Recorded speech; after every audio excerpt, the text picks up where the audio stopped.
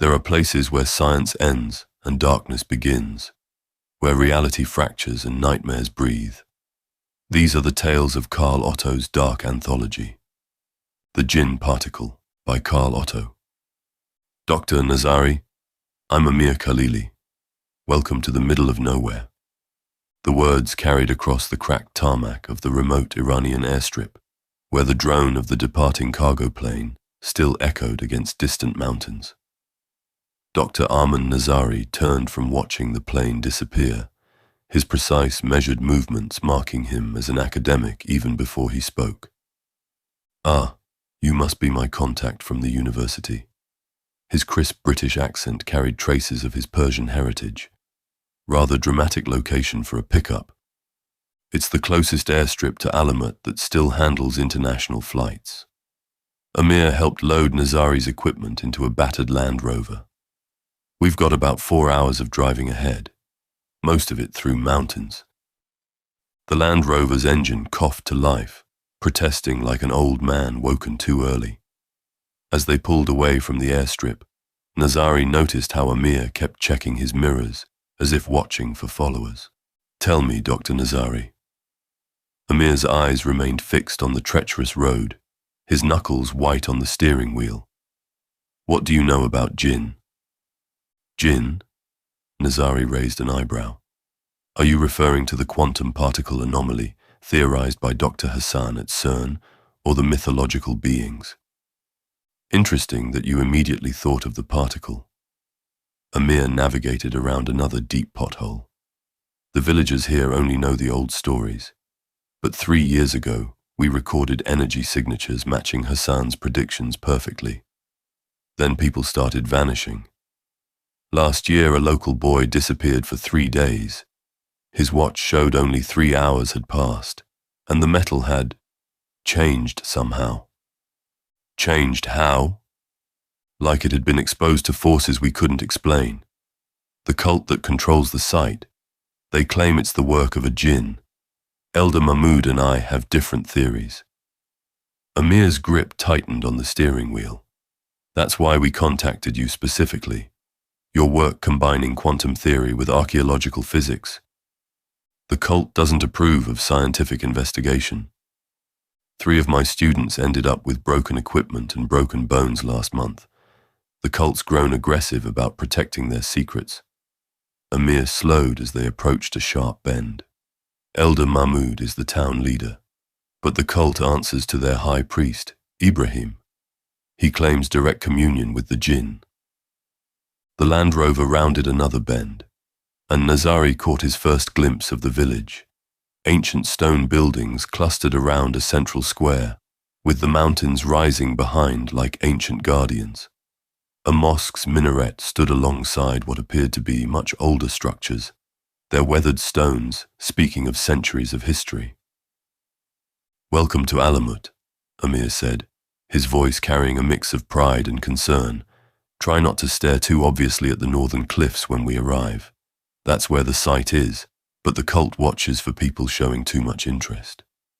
As they descended into the valley, Nazari noticed how the villagers stopped to watch their passage. Children were quickly called inside, shutters closed. The welcome felt about as warm as the snow-capped peaks above them.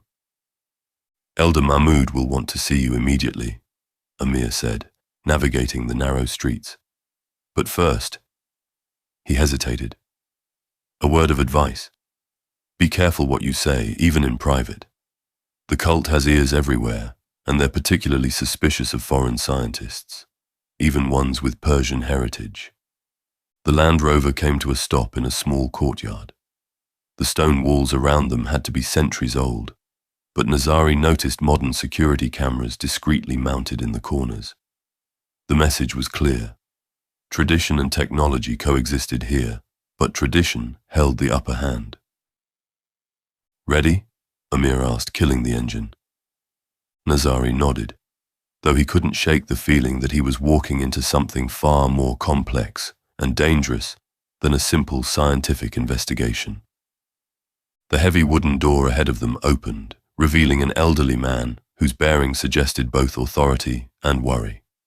Elder Mahmoud had been expecting them, but from his expression, he wasn't bringing good news. "Welcome to my home," the elder said in perfect English, though his accent was thick. "Please, come inside quickly. The sun will set soon, and it's best not to be seen consulting with outsiders after dark." Inside, the house blended old and new, ancient carpets alongside modern communications equipment, traditional tapestries near sophisticated monitoring devices. Elder Mahmoud gestured them to sit on cushions around a low table. "Circumstances have changed since we contacted you," he said, glancing at Amir. "The high priest visited this morning. The site is now closed to all outsiders, no exceptions. He claims the Djinn itself has demanded it." "That's impossible," Nazari started, but the elder raised a hand. "In this place, Dr. Nazari, be careful what you declare impossible." His eyes held a weight that made Nazari's scientific certainty waver. "I've seen things that defy every natural law you know. The cult may interpret these phenomena through superstition, but do not mistake their beliefs for lies." The elder retrieved a small box from a nearby shelf. Inside lay what appeared to be a simple wristwatch. "This belonged to the last scientist who ignored our warnings. Look at the metal." Nazari examined the watch. The stainless steel case had changed. Where there should have been metal, a transparent substance had formed, crystalline in appearance but weighing almost nothing. When he tapped it against the table, it rang like crystal but didn't break. The transformation was so complete, it was as if the metal had never been metal at all. "The molecular structure appears to have undergone some kind of quantum phase transition," Nazari said, his scientific mind struggling. "But this level of transformation would require enormous energy, and the precision—" He shook his head. "I've never seen anything like this. Which is precisely why we need to investigate properly," he continued, setting the watch down. "If something is causing matter to transform at the quantum level—" "We've arranged a meeting with Ibrahim tomorrow morning," Elder Mahmoud interrupted.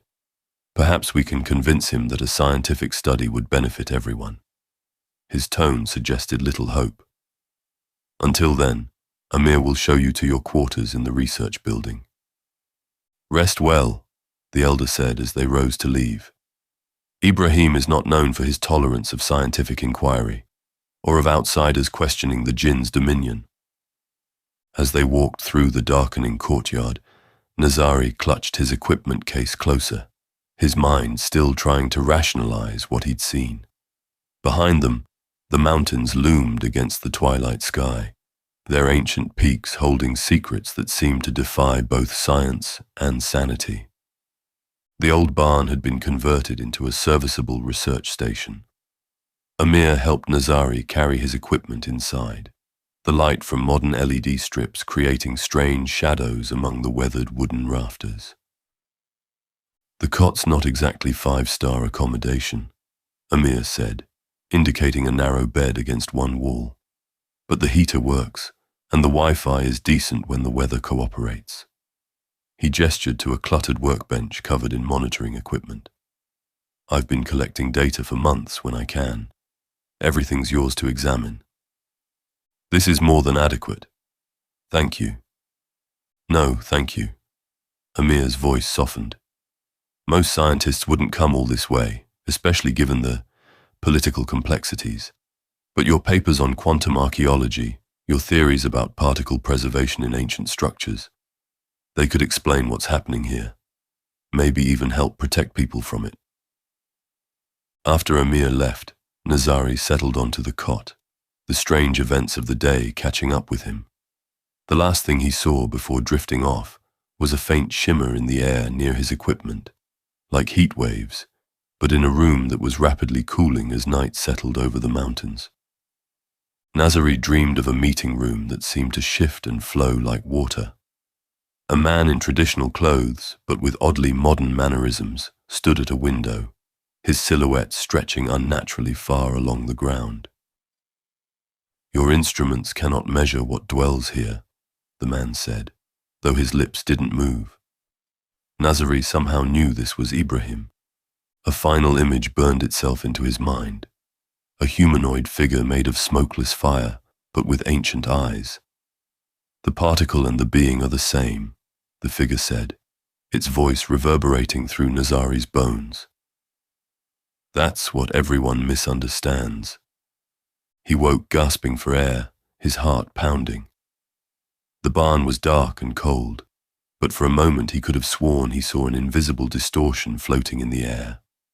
Outside, the first hint of dawn was touching the mountain peaks, and somewhere in the village, a muezzin began the call to morning prayer. Nazari stood in the barn's small washroom, studying his reflection in the cracked mirror. Dark circles under his eyes betrayed his restless night. As he straightened his tie, chosen carefully to strike a balance between academic credibility and respect for local customs, he noticed his hands were shaking slightly. The dream's images kept intruding on his morning routine. He'd try to focus on reviewing his research notes, only to find himself sketching that figure of distorted air in the margins. The equations he'd written beside it made a strange kind of sense. A knock at the door startled him from his thoughts. Amir stood in the doorway holding a thermos. "Thought you might need this. The local coffee's good, but..." He glanced at Nazari's notebook. "Bad night." "Strange dreams," Nazari replied, accepting the thermos gratefully. He hesitated, then asked, "This Ibrahim, is he tall? Wears traditional clothes, but with a modern watch?" Amir's hand froze halfway to his own cup. "How did you... You haven't met him yet, have you?" Before Nazari could respond, a distant sound caught their attention, like metal being struck, but the echo lasted too long, resonating at frequencies that made their teeth ache. Through the barn's window, they saw Elder Mahmoud hurrying across the courtyard, his face tight with concern. "They're waiting," the elder said as he reached them. "And Dr. Nazari, whatever happens in there, try not to question their beliefs or the existence of the Djinn." Nazari turned to face Elder Mahmoud, his expression grave. "I understand. Where is the meeting?" "He has a small home connected to the cult temple," Elder Mahmoud replied. "Ibrahim insists, says the Djinn prefers it." He glanced at the mountains, then quickly looked away. "Best we hurry. He doesn't like to be kept waiting." As they walked through the village streets, Nazari noticed how people seemed to melt away at their approach, ducking into doorways or turning down alleys. Mothers pulled children inside, old men turned their backs, shopkeepers suddenly found reasons to lock their doors. The weight of unseen eyes pressed down on them from every shadow. A woman dropped her water jug when she saw them coming, its clay fragments skittering across stones worn smooth by centuries of everyday life. She hurried away without meeting their eyes, making a gesture that might have been a blessing or a ward against evil. "The cult's influence," Elder Mahmoud murmured. "They control more than just the temple. Every family here has lost someone to its mysteries. A child who wandered too close, a relative who asked too many questions." A small figure darted from behind a rock, startling them. A young boy, perhaps 12, clutching a burning censer of incense. The smoke curled around him in ways that defied the mountain breeze, forming patterns that almost made sense before dissolving. "Hamid," Amir said softly to Nazari, "brother of the boy who went missing last year." His voice dropped lower. The cult found his brother 3 days later, speaking in languages that hadn't been spoken in centuries. When he finally remembered how to speak Persian again, he couldn't, or wouldn't, say what happened. Now Hamid does this for everyone who visits the temple, hoping to protect them. Without a word, the boy began circling Nazari. The fragrant smoke washed over him, while Hamid recited what sounded like an ancient Persian blessing. But there was something else in the words. Mathematical precision in the rhythm, equations hidden in the cadence. The boy finished his circuit and looked up at Nazari with eyes that held both childhood innocence and knowledge long past his years. "Be careful in there," he said in careful English. "The shadows, they don't always stay where they should. And sometimes," he glanced at the temple looming above them, "they remember things that haven't happened yet." Before anyone could respond, he disappeared down the path as quickly as he had appeared. The smoke from his censer lingered, twisting into shapes that seemed to point toward the temple before the wind finally dispersed them. The path grew steeper as they approached the small stone house less than 50 meters from the temple, its entrance carved directly into the mountain face. Ancient steps, worn smooth by centuries of devotion, wound upward alongside a narrow track that only the local goatherds still used. "Listen up," Elder Mahmoud said, pausing to catch his breath. "Ibrahim will try to provoke you. The cult believes that strong emotions please the Djinn. Keep your responses neutral no matter what he says." Beyond Ibrahim's modest home, the temple proper commanded attention, its massive entrance hewn from the living rock of the mountain. Ancient carvings covered its face, depicting scenes that seemed to move in your peripheral vision, figures that danced and writhed when you weren't looking directly at them. The sheer scale of it made Ibrahim's house seem insignificant. Through the house's doorway, Nazari caught glimpses of walls covered in wood panels with faces etched in them, stern elders watching with eyes that held centuries of judgment. "I see our guest has arrived," a voice echoed from within. Ibrahim stood just inside, his traditional clothes a stark contrast to his modern watch and smartphone. His silhouette stretched across the floor at an angle that didn't match the morning light. "Come, Dr. Nazari. Let us discuss why you think your instruments can measure what belongs to the divine." Elder Mahmoud squeezed Nazari's arm, a warning or encouragement, he couldn't tell which. Inside, the air felt different, heavier, like the moment before a storm. The shadows on the walls didn't quite match the objects casting them, and sometimes they seemed to move independently, flowing like dark water across the ancient stones. Ibrahim gestured to a collection of cushions arranged on the floor. His movements were fluid, practiced, a traditional host welcoming guests, but the smart watch on his wrist caught the light as he moved, its screen displaying text in rapid succession. "Please, sit," he said, his voice carrying both warmth and warning. "We have much to discuss, Dr. Nazari, or should I say, Professor?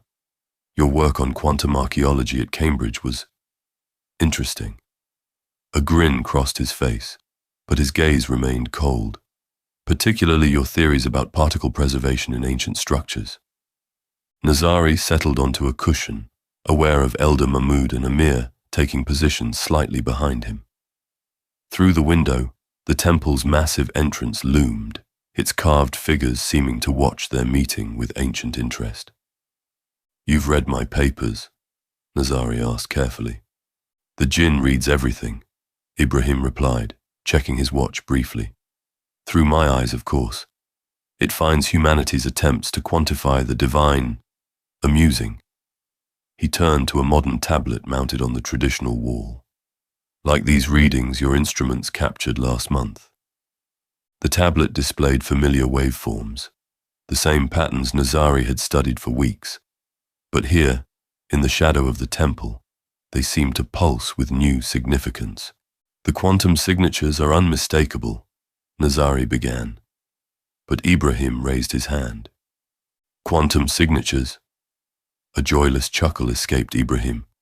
"You see equations where you should see power, numbers where you should see glory." "The Djinn particle," Nazari pressed on, "was named after your stories precisely because of these properties, existing in multiple states, affecting time itself, transforming matter." Dr. Hassan understood there might be a connection between the ancient accounts and quantum physics. Behind Nazari, Elder Mahmoud shifted uncomfortably. The shadows in the room's corners grew deeper, more attentive. Amir's instruments have recorded quantum entanglement on a macro scale, Nazari said carefully, trying to maintain a neutral tone. Temporal anomalies that defy our current understanding of physics. Surely studying these phenomena could benefit. Benefit? Ibrahim cut him off, his practiced hospitality cracking slightly. Like your predecessors benefited us, taking readings, collecting samples, trying to reduce divine power to numbers on a screen. His attention fixed on Nazari with growing intensity. We found one of your colleagues, you know. What was left of him? Ibrahim's voice grew colder. He too thought he could measure the immeasurable. The Djinn showed him other measurements. Amir shifted forward slightly. Ibrahim, please. Dr. Nazari isn't here to... Silence! Ibrahim's shout echoed unnaturally in the small room. You forget your place, Amir. Your grandfather understood respect. He knew better than to bring outsiders to poke and prod at sacred mysteries. Nazari felt his scientific objectivity warring with growing unease. He noticed a distortion in the light next to Ibrahim, in the same space as the distorted figure from his dream. Still, he tried one more time. The transformations we're seeing in the metal samples alone could revolutionize our understanding of... Understanding? Ibrahim stood suddenly, his traditional robes flowing, but his watch face glowing brighter.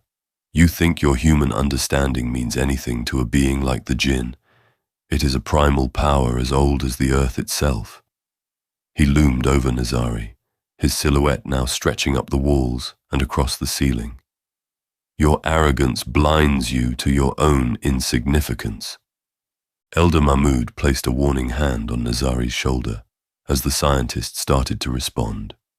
The shadows in the room were moving faster now, more purposefully, and the temperature seemed to be dropping rapidly. I must insist. Ibrahim moved closer, his voice carrying centuries of zealous certainty, that you leave this place. The Djinn does not tolerate the arrogance of those who would dissect its mysteries with their primitive tools. The distortion beside him pulsed, and for a moment, Nazari could have sworn he saw flames flickering in empty air. His scientific restraint finally broke. Primitive. Nazari stood, shrugging off Elder Mahmoud's warning hand. We're trying to understand forces that could change our fundamental grasp of physics, of reality itself. Your Djinn is displaying properties that match theoretical particles we've only glimpsed in accelerators. If you'd just let us... Enough! Ibrahim's voice cracked like thunder. The shadows writhed across the walls, and the temperature plunged. Guards!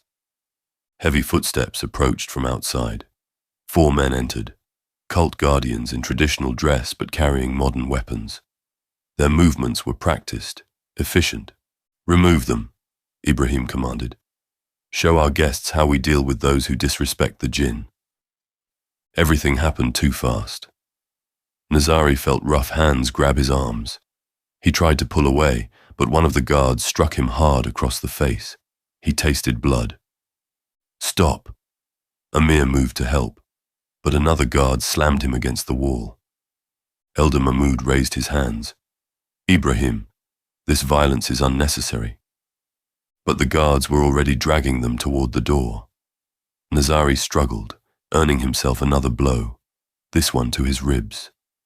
Through blurred vision, he saw Ibrahim watching with disgust, the distortion beside him now clearly flame-shaped, its edges rippling with ancient malice. They were thrown roughly onto the stone steps outside. Nazari landed hard, his scientific equipment scattering across the ground. One of the guards deliberately stepped on his laptop, the crunch of electronics mixing with Ibrahim's final words. Let this be a warning. The next intrusion will be dealt with far less gently. The heavy door slammed shut, leaving them in the cold mountain air. Nazari tried to stand, wincing at the pain in his ribs. Amir helped him up, while Elder Mahmoud gathered the broken remains of his equipment. The walk back through the village felt longer than before. Each step sent fresh pain through Nazari's ribs, and he could taste blood from his split lip. The villagers who had avoided them earlier now wouldn't even look in their direction, hurrying inside at their approach. The morning sun cast long shadows across their path, and somewhere in the distance, a muezzin's call to prayer echoed off the ancient stones. Amir and Elder Mahmud supported Nazari between them as they made their way to the barn. The morning sun cast long shadows, and villagers quickly looked away as they passed.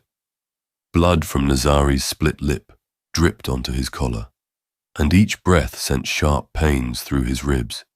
"Easy now," Amir murmured as they helped him up the barn's wooden steps. "I have a first aid kit inside." The converted research station felt colder than before. Elder Mahmud cleared space on the workbench, while Amir retrieved a battered medical kit. Nazari slumped onto a chair, his scientific pride as bruised as his body. "Let me see those ribs," Elder Mahmud said, his hands gentle but practiced. "I was a field medic once upon a time." He pressed carefully along Nazari's side, drawing a sharp hiss of pain. "Bruised, not broken. You were lucky." "Lucky?" Nazari winced as Amir cleaned the cut on his lip. "They destroyed my equipment, our data." "They could have done much worse," Amir said quietly. "Last year, a Russian researcher, well, he wasn't as fortunate." Elder Mahmud applied a cold compress to Nazari's face. "You saw it, didn't you? Standing beside Ibrahim. The form it takes when it's agitated." Nazari nodded slowly, then regretted the movement. "A figure of distorted air. I dreamt about it, but that's impossible." "Perhaps," Elder Mahmud interrupted gently, "we should stop thinking in terms of possible and impossible." He exchanged a look with Amir. "Tell him about the archives." Amir hesitated. After what just happened? "He's already involved now," the elder said. "He needs to know everything." Elder Mahmud moved to close the barn's windows, checking outside before drawing the heavy curtains. "The archives," he began, his voice low, "are hidden beneath the temple. They contain records dating back centuries, documentation of the Djinn's manifestations, its interactions, its transformations. The cult keeps them sealed," Amir added, still tending to Nazari's injuries. "Even most of their own members don't have access. But my grandfather, he was one of the archivists, before Ibrahim's father changed everything." Nazari shifted, wincing at the pain. "Changed what?" "The relationship with the Djinn," Elder Mahmud said carefully. "For generations we were guardians, observers. We documented its phenomena, studied its nature, though not with your modern instruments. There was balance, respect going both ways. Then Ibrahim's father became high priest." Amir's voice carried old bitterness. "He believed we could do more than just observe. He thought we could communicate with it, control it even." "That's when people started disappearing," Elder Mahmud added, "when the temporal distortions began affecting larger areas. The archives contain warnings about this, about the danger of treating the Djinn as a tool rather than a force of nature." Nazari pressed the cold compress against his face, his scientific mind racing despite the pain. "These archives, they contain actual data, measurements, observations." "More than that," Amir said. "They have samples, physical evidence of transformations going back hundreds of years. Metal turned to crystal, just like that watch. Objects that exist in multiple states. Things that..." He hesitated. "Things that shouldn't be possible. In the archives there is also another secret room that only the high priest goes in." "The real reason Ibrahim banned outsiders," Elder Mahmud said quietly. "He wants the power of the Djinn for himself, and I believe the power is in that room in the archives. We need to see those archives and get into that secret room," Nazari said, straightening despite his bruised ribs. Impossible, Amir shook his head. After what just happened? Not impossible, Elder Mahmoud interrupted. Difficult, yes. Dangerous, certainly. But not impossible. He reached into his robe and withdrew what looked like an ancient key, its metal strangely iridescent. If we can find a way in the temple, I can get us in the archive and in that room. We should rest, Elder Mahmoud said, noting how Nazari winced with each movement. The guards will be watching closely tonight. Better to wait until tomorrow when you're stronger. Amir produced a small bottle of pills from the medical kit. Here, local painkillers, strong ones. They'll help you sleep. Nazari wanted to protest, to start planning immediately, but his ribs throbbed in painful agreement with their suggestion. He accepted 2 pills and a glass of water from Amir. Tomorrow then, Elder Mahmoud said, moving toward the door. We'll return after morning prayers, when the temple guards change shifts. After they left, Nazari settled onto his cot, the painkillers already making his thoughts fuzzy. His last conscious observation was of that strange heatwave distortion near his equipment again, before darkness claimed him. The dream came vividly. He was following the boy from earlier, Hamid, through narrow mountain paths he hadn't noticed before. The child moved with practiced ease, occasionally turning to press a finger to his lips for silence. They came to a small cave opening, barely visible behind a tumble of rocks. Inside, the passage twisted unnaturally, as if the stone itself couldn't quite maintain its shape. At a junction of 3 tunnels, the figure of distorted air waited. Its form rippled with barely contained fury, ancient eyes blazing. It moved to block their path, its presence radiating hostility. But when Nazari pressed forward, the figure let him pass. A sense of resignation, as if it was bound by rules older than itself. The tunnel opened into the archives, rows of shelves stretching impossibly far in the dim light. And there at the far end, a door with glyphs that made his vision blur when he tried to focus on them. The figure appeared again, but different now. Less hostile, more expectant. It raised a flaming hand, pointing to the door, then to Nazari, then to its own chest. Nazari woke with a startle, sunlight streaming through the barn's windows. The painkillers had worn off, his ribs protesting as he sat up. But his mind was sharp, focused. He grabbed his notebook, sketching the cave entrance, the tunnels, the symbols on that door before they could fade. Something caught his eye, a fine layer of dust on his boots, dust that looked exactly like the limestone powder from the mountain caves in his dream. Nazari stared at it, his scientific mind struggling to rationalize its presence. Dreams didn't leave physical evidence. Unless...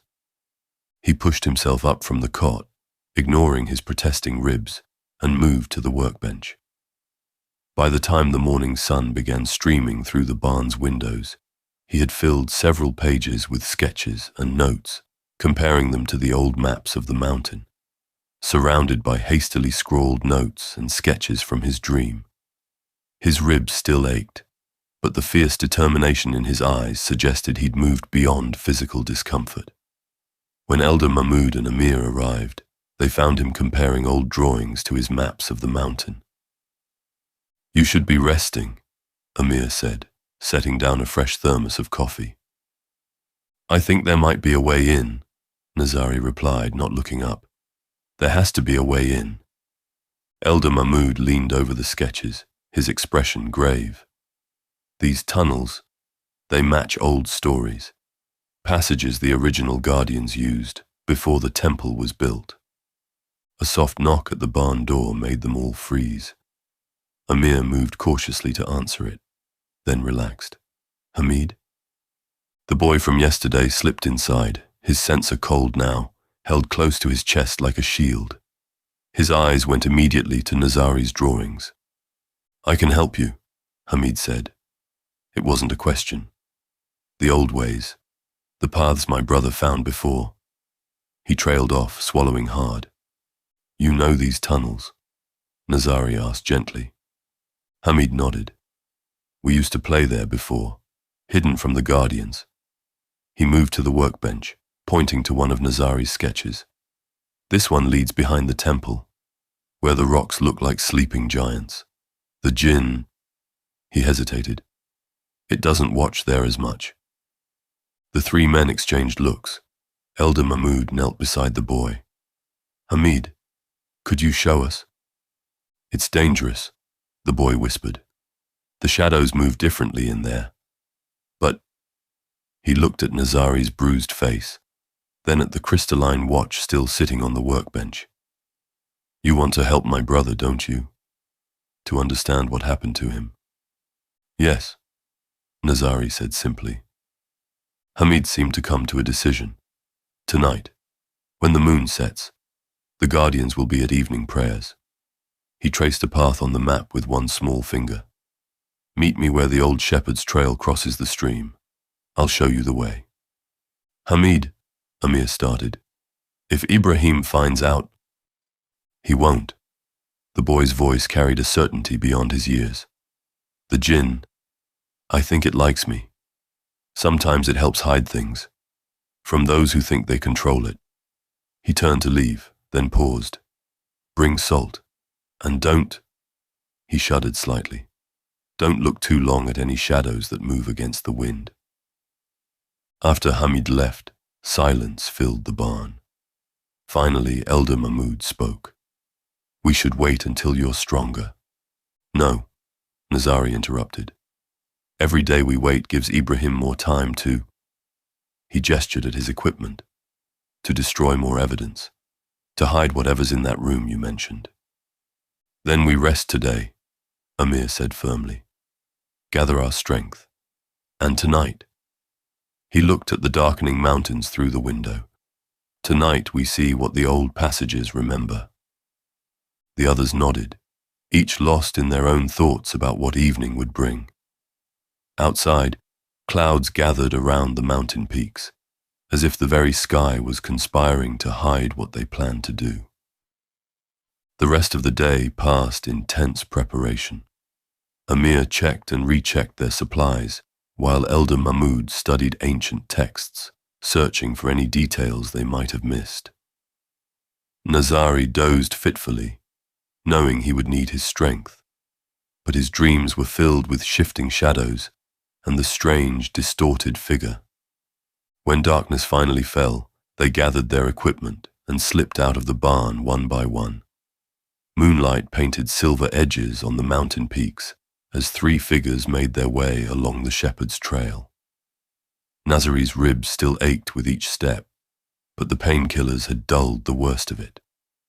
Ahead, Amir consulted a worn map by flashlight, while Elder Mahmoud brought up the rear, occasionally glancing behind them.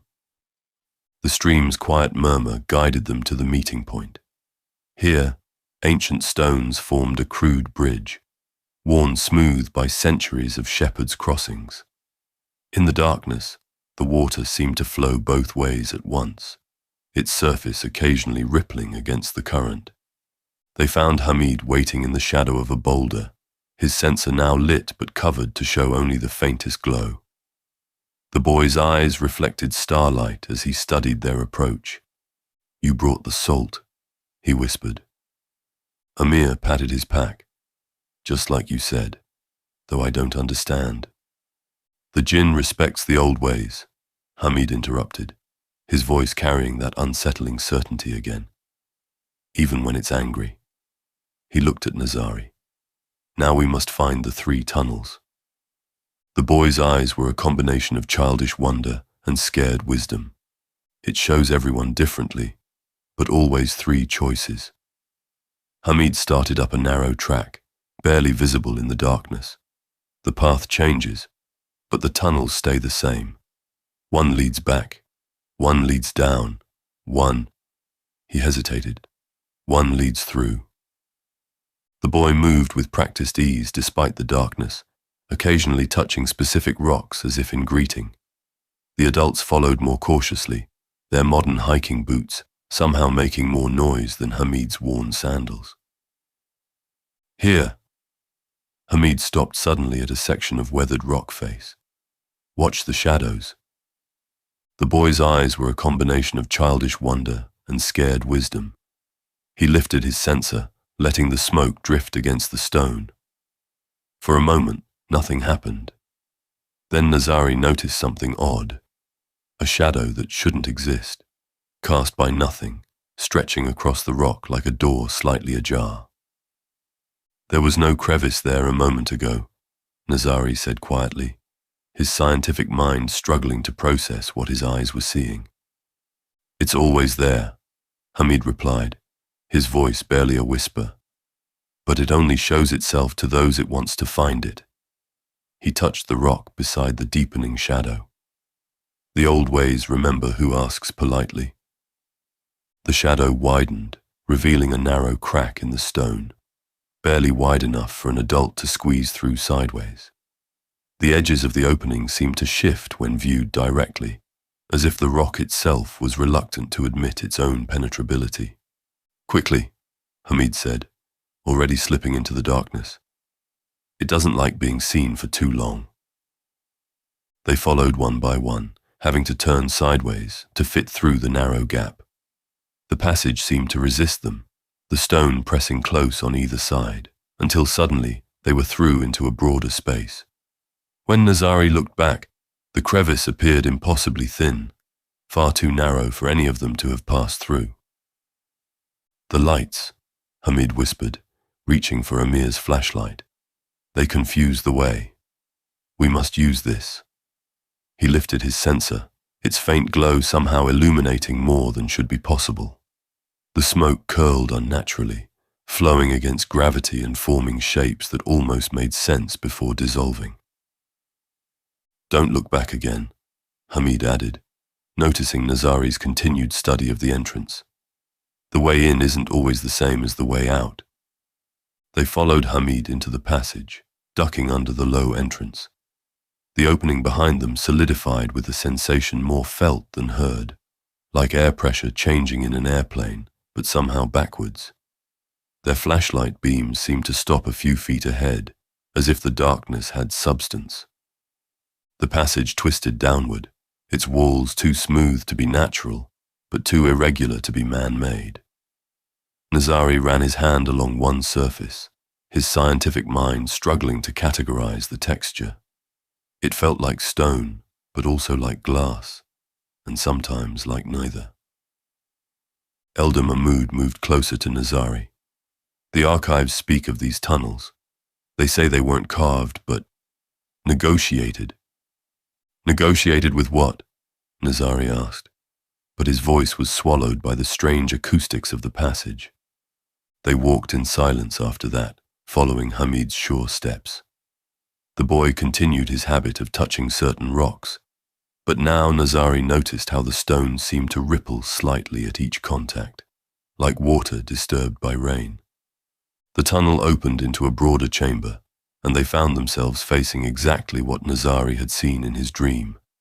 3 passages, each identical in size but somehow fundamentally different, in a way that defied description.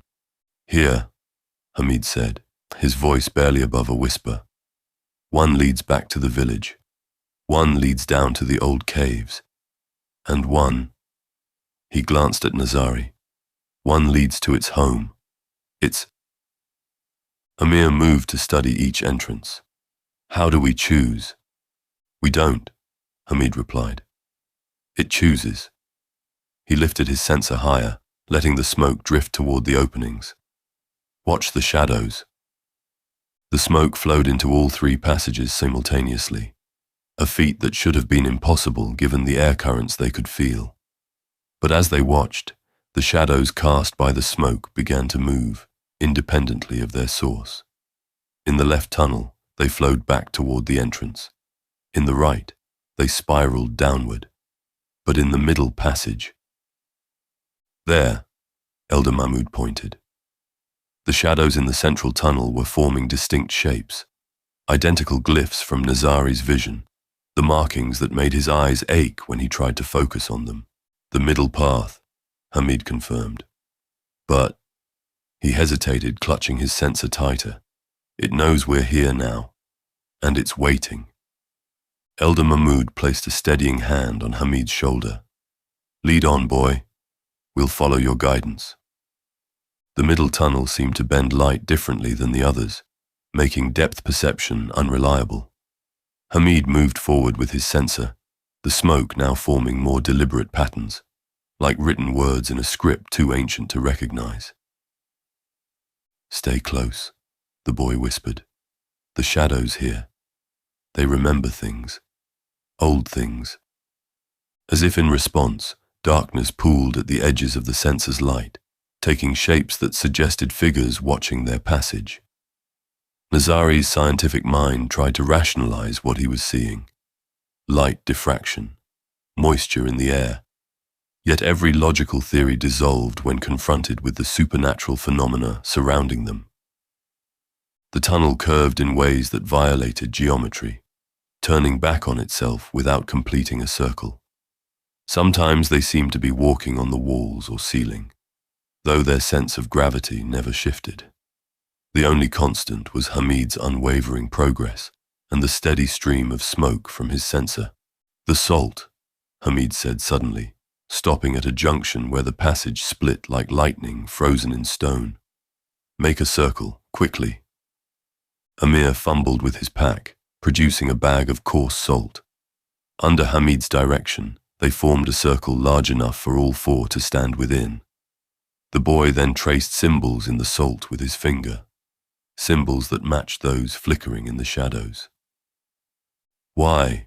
Nazari started to ask, but his question was answered by a wave of darkness that flowed past their circle like water, carrying within it shapes and sounds that belonged to other times, other places. The salt circle glowed faintly, holding back the tide of memories. The temple was built on older things, Hamid explained, his voice tight with concentration. Sometimes they leak through. The salt, it helps us stay when we are. When the darkness receded, the passage ahead had changed. What looked like natural cave walls now showed hints of worked stone. Ancient masons' marks peeked through crystalline formations that seemed to grow and shift in the sensor's light. We're close, Elder Mahmoud whispered. These are the foundation stones of the original temple. The passage widened gradually, the rough walls giving way to clearly crafted architecture, though of a style Nazari had never seen before. There, Hamid pointed with his free hand. A section of wall ahead rippled like heat waves rising from hot pavement. The archives are through there, but... He clutched his sensor tighter. The Djinn will be stronger inside. It's closer to its home. The way you say home, Nazari observed, noting how the boy hesitated over the word. You mean prison, don't you? Hamid nodded slowly. The old stories say it wasn't always trapped, that it was invited, then betrayed. He touched another stone, sending ripples across its surface. The archives tell the true story. That's why Ibrahim keeps them sealed. The wall before them continued to ripple, like fabric in a breeze. Through its shifting surface, they could make out shelves of books and scrolls, glass cases containing strange objects, and walls covered in writing that seemed to glow with its own light. Remember, Hamid said as they prepared to step through, don't look too long at any one shadow, and if you hear voices that don't belong to us, he swallowed hard, don't answer them, no matter what they promise. Nazari took a deep breath, feeling the air grow thicker as they approached the rippling surface. The wall's substance seemed to part like heavy curtains of water, its touch cold against his skin. For a moment, reality twisted around them. Up became sideways, forward became down, and time itself seemed to hold its breath. Then they were inside. The archives stretched impossibly far in every direction, shelves reaching up into darkness, corridors extending beyond what the temple's exterior dimensions should allow. Ancient texts and artifacts filled glass cases, their surfaces occasionally shifting like mirages. The restricted section is ahead, Elder Mahmoud whispered, removing the iridescent key from his robe, where Ibrahim keeps the most dangerous knowledge. A sudden wave of vertigo hit Nazari. The air felt thicker here, charged with potential. That familiar heatwave distortion appeared at the edge of his vision, more defined than ever before. It's stronger here, Hamid whispered, his small hand finding Nazari's. Can you feel it? Nazari nodded, unable to speak. While the others examined the artifacts, he watched the heat distortion take shape, more substantial than he'd ever seen it. No one else seemed to notice as it moved closer, studying him with ancient eyes that burned through time itself.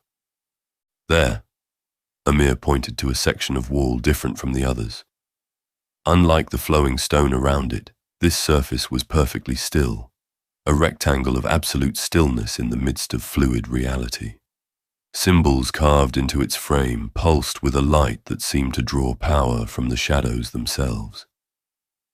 The heat distortion shifted closer to Nazari, its presence both terrifying and familiar. Though the others continued their examination of the wall, he clearly saw it raise what might have been a hand, pointing first to him, then to the door, then to itself. The door to its prison, Hamid's voice shook slightly, and its home. The boy's sensor smoke swirled toward the door, forming patterns that matched the glyphs in Nazari's notebook. But these symbols moved with purpose, as if reading them might unlock more than just their meaning. Nazari stepped forward, drawn by a compulsion he couldn't explain. The heat distortion moved with him, and though the others remained focused on the door, he felt its ancient attention fixed solely on him. Now you understand, Hamid said softly, why Ibrahim keeps it sealed. He looked up at Nazari with those eyes that held both childhood and ancient wisdom. Are you sure you want to open it? Behind them, shadows moved against the sensor's light, forming shapes that suggested watchers from other times. The door waited, perfectly still in its frame of flowing stone, while the heat distortion rippled with patient, eternal attention that only Nazari could see. The choice hung in the air like smoke from Hamid's sensor, to open the door and confront whatever truth waited behind it, or to walk away and leave the mystery sealed in its ancient prison. But looking at the distortion that seemed to exist between states of reality, its form both void and being, Nazari knew there was really no choice at all. His hand reached for the door. Hamid stopped abruptly at the threshold, his sensor smoke refusing to enter the room. I can't, he said, clutching the sensor tighter.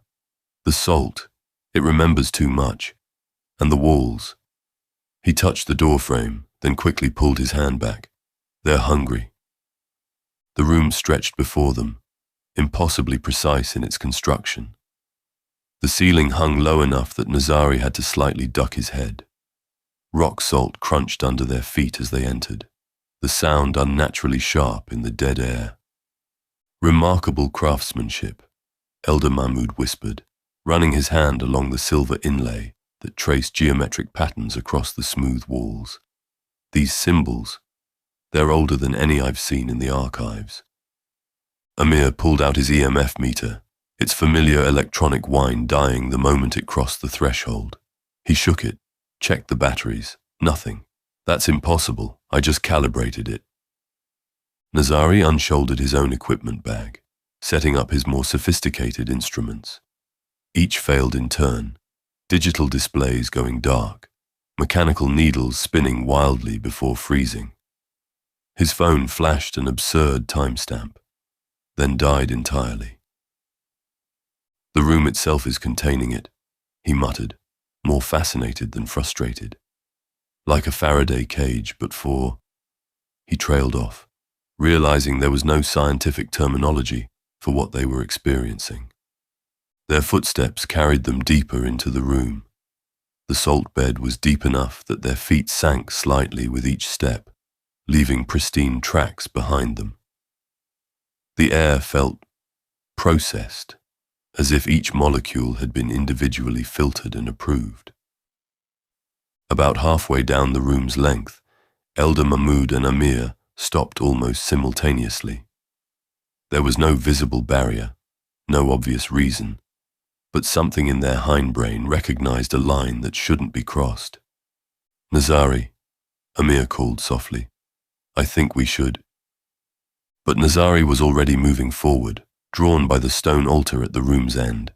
An urn sat upon it, not ornate, but undeniably ancient. Its partially crystallized surface caught the light. "Step away from the altar," Ibrahim commanded as he suddenly appeared at the doorway. His voice carried authority, but his feet remained planted firmly at the threshold. "You know what this is, don't you?" Nazari gestured to his dead instruments. "The containment field, the suppression methods. They're not just religious artifacts. They're technology." Technology. Ibrahim's laugh held no humor, but there was fear beneath his mockery. "You still see only what your limited science can grasp. That urn harbors a force your mind cannot understand." The words were proud, but his feet remained planted firmly at the threshold, not out of wisdom, but from primal terror of what he'd spent years pretending to control. Nazari took another step toward the altar. "The Djinn and the anomaly are the same thing. Your ancestors didn't trap a supernatural entity. They contained a quantum anomaly that can affect reality itself." "Enough!" Ibrahim's voice cracked like thunder, but still he wouldn't enter. "You have no idea what you're meddling with. Something that could revolutionize our understanding of physics, of reality itself." Nazari reached toward the vessel. This could change everything. The gunshot was deafening in the confined space. Nazari felt the impact high in his chest, spinning him backward. His hand caught the urn as he fell, dragging it with him. The world slowed to a crawl as the ancient container tumbled through the air. It struck the salt-covered floor with a sound like breaking time. The lid skittered away as a softball-sized cluster of fiery light, like heat waves given mass, spilled out. It hung in the air for a fraction of a second before dropping onto Nazari's chest, where the bullet had struck. Nazari's consciousness shattered into infinite points of awareness. He was the bullet entering his chest. He was the vessel falling. He was the heat distortion touching his wound. He was the salt beneath him. He was the air. He was time itself, all simultaneously, all eternally. Past and future collapsed into a single infinite moment. He watched himself being born while dying, while transforming, while existing across centuries. His scientific mind tried to grasp what was happening, even as it unraveled like wet paper in acid. "I am watching myself watch myself, become myself, become myself, become. The equation is solving me. I am solving the equation, I am the equation. Time is a lie we tell ourselves to avoid seeing the truth." He saw his own imprisonment eons ago, saw himself design the vessel that would contain him, saw himself guide its creation through dreams and whispers across generations. He was the Djinn teaching humans to trap the Djinn so that he could become the Djinn. The paradox spiraled through his dissolving sanity like a fractal of madness, each iteration spawning new impossibilities that were simultaneously true. His human consciousness stretched past breaking point, collapsed into thoughts that burned through reality's thin veneer. The universe wasn't particles and waves and forces. It was information screaming to be understood, probability nightmares waiting to be born, potential horrors crouching at the edge of comprehension. "I have always been here. I will always be becoming. The observer is the observed is the observation. Time is a circle drawn in non-Euclidean space." The bullet wound became a singularity of possibility, where consciousness merged across all timelines.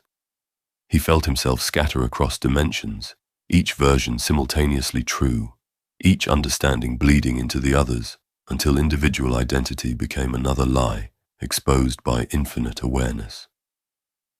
Through infinite awareness, he perceived, caused, remembered his own path to this moment. In the Land Rover, he watched himself experience that wave of déjà vu, because he was there, whispering across time, preparing his human self for what would come. He was the strange certainty about Amir's grandfather and the cave, planting seeds of understanding that would bloom into comprehension. The dream that wasn't a dream. He had reached across time to show himself Ibrahim's meeting room, to write equations in his own notebook that his human mind couldn't yet understand. I am teaching myself what I learned from myself teaching myself.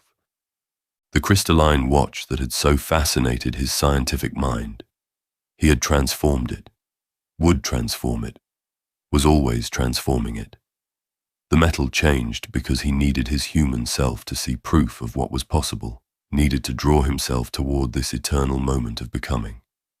Those heat distortions that only he could see, himself watching himself, preparing himself, guiding himself toward this point, where observer and observed collapsed into one eternal entity. Every glimpse had been a moment of self-recognition across time, reality bending around the paradox of his existence. Through the crystallizing remnants of his humanity, he dimly perceived the others' reactions, their last moments of comprehension before what he had become burned them away. Amir stumbled backward, his scientific instruments forgotten, as reality rippled around what had been Nazari. His final thought was a formula, an equation that explained everything. And then his mind ignited, body crumbling to ash that hung suspended in air that had forgotten gravity. Elder Mahmud fell to his knees, ancient prayers turning to screams as his flesh crystallized and shattered, the silver inlay in the walls pulsing in sympathy as patterns that had been designed by him will be designed by him, is being designed by him, etch themselves into reality. Ibrahim's terror tasted like copper and ozone, his gun falling from nerveless fingers as he finally understood what his ancestors had bound here. His understanding came too late. His body blazed like a magnesium flare, reduced to fine white powder on the salt-covered floor. Even young Hamid, watching from the threshold, had just enough time to whisper, "I understand now," before his form dispersed like smoke from his own censer, his essence joining the eternal dance of what Nazari had become. The circle closed. The experiment concluded. The observation completed itself, and reality screamed. The thing that had been Nazari hung in the air, a mass of smokeless fire, like a tear into a dimension flame and power. Around it, the room was a perfect circle of ash and crystallized air, the walls scorched with glowing, searing hot symbols. The salt on the floor had become a lattice of cracked reality. I am what I have always been. I am what I will become. The experiment and the experimenter are one. Time is a circle, and I am its circumference and everything within. The observation must continue. The circle must grow. The temple itself began to transform, the primordial rock morphing into luminous mineral that resonated with otherworldly melodies. The transformation spread outward, a wave of reality-altering energy that reshaped everything it touched before it closed in on itself, smaller and smaller until it vanished. The village below would find only an empty crater, smooth as glass, where the temple had stood, those who survived to find anything at all. Some would say they heard laughter in the wind that night, not human laughter, but the sound of reality being rewritten by something eternal. The Djinn was no longer bound by anything as simple as reality. Time was a circle, and it was both circumference and everything within. It had places to be, moments to visit, a timeline to maintain, and perhaps in moments of cosmic boredom, new experiments to conduct, new observers to transform, new patterns to write across the fabric of existence. After all, Somewhere in the past, a young scientist named Nazari was about to begin studying quantum anomalies, and he would need guidance to become what he had always been.